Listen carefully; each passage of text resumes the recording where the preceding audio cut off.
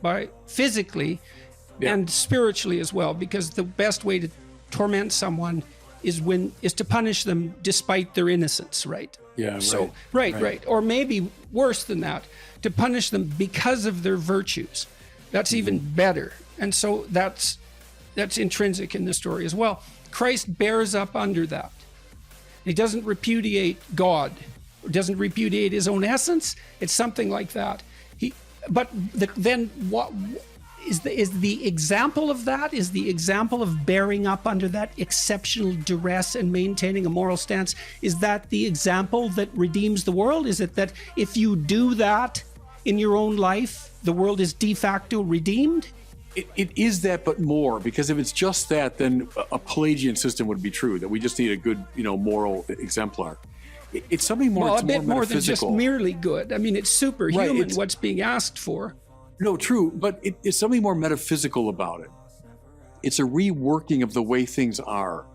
If Jesus takes upon himself all the dysfunction of the world and swallows it up in the ever greater divine mercy.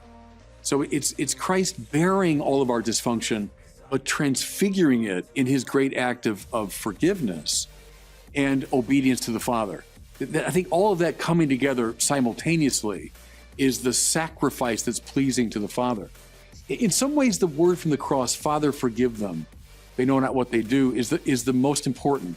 Or play with this too, Jordan, that after the resurrection, so Jesus comes back precisely to those who had denied him and betrayed him and run from him in his moment of greatest need. And in almost any telling of a similar story, if that had all happened, and then the person who had died is back from the dead, and he appears to those who had abandoned him, you'd expect him to, wreak havoc on them, right? So Jesus shows his wounds, to be sure, because the wounds of Jesus are a sign of the world's dysfunction. If I'm ever tempted, when we were younger, the book, I'm okay, you're okay came out, right? And so we're always tempted to say, well, basically we're okay, just need a little fixing up around the edges. Whenever we're tempted to say that, it's the wounds of Jesus that say otherwise. Because that's why I was insisting earlier that I don't, that it isn't merely misguided good that turns people towards the darkness. It's voluntary desire to produce the darkness as well. Anyways, I do take that very seriously. And it's an interesting idea, is that the ideal is wounded in proportion to the degree that everything has deteriorated away from the ideal. And that's almost by definition true, right? Yeah. Yeah, no, that's true. But it's just the very act of the will itself is structured in such a way it has to be seeking some kind of at least apparent good. But that's our earlier issue. So the wounds show the dysfunction of the world, which the Son of God took upon himself. But then the word of shalom, which is in all the resurrection accounts, that Jesus says, peace. So when Paul, for example, says, I'm certain that neither death nor life, nor angels nor principalities, nor height nor depth, nor any other creature could ever separate us from the love of God. Well, how does he know that? Because we killed God, and he returned with a word of forgiveness. So that means it's like the divine goodness and forgiveness can trump any evil, even the evil of killing God. So we killed him, but yet he returned in forgiving love.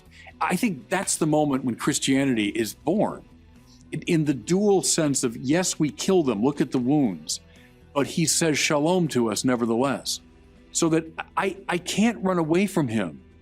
I can try, that's what all of us sinners do. I can try, but ultimately the divine love is such that it's greater. That's why Paul can also say, where sin abounds, grace abounds the more. That's Christianity. So the greatest sin, we killed the Son of God. There's no greater sin than that.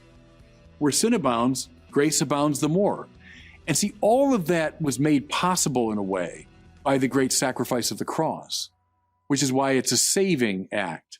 Now I'm striving to understand. Okay, so I want to ask you a bunch of questions about that. So we talked a little bit before about the church bleeding its people. They're leaving. The young people are leaving. And my sense of that is it's because the church does not demand enough of young people. Yeah, I think doesn't that's right. demand enough, and by not demanding enough, It doesn't indicate its faith in their possibility. And Yeah. so now in Orthodox Christianity, as I understand it, there seems to me to be more emphasis on the idea that it's each human's obligation to become like Christ. That's the goal.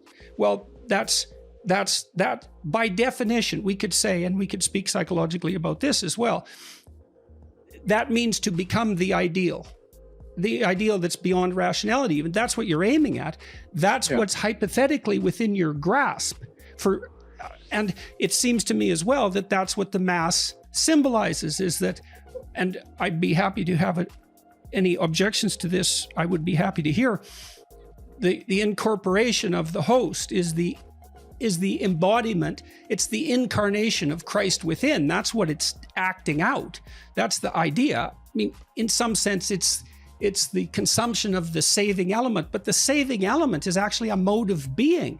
And this isn't hit home. It's like, look what the church demands everything of you. Yeah. Absolutely everything. And the reason that people are leaving is because that adventure isn't being put before them. Yes. It's like, look, you can have your cars and your money and all of that, but that's nothing compared to the adventure that you could be going on.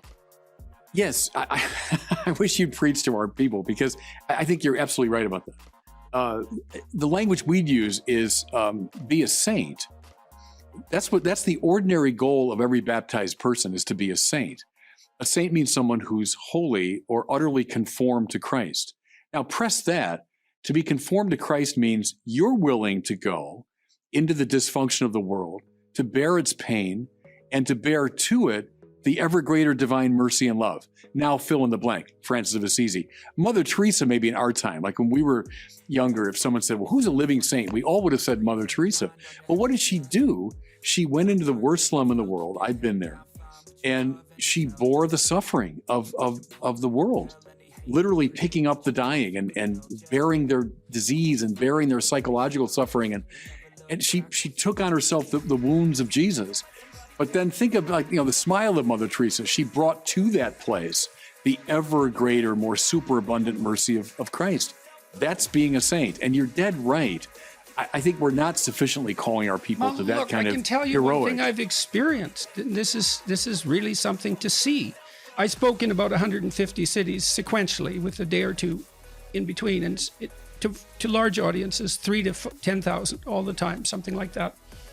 And I always paid attention to the audience singly, because I was always talking to one person at a time, but also en masse, to hear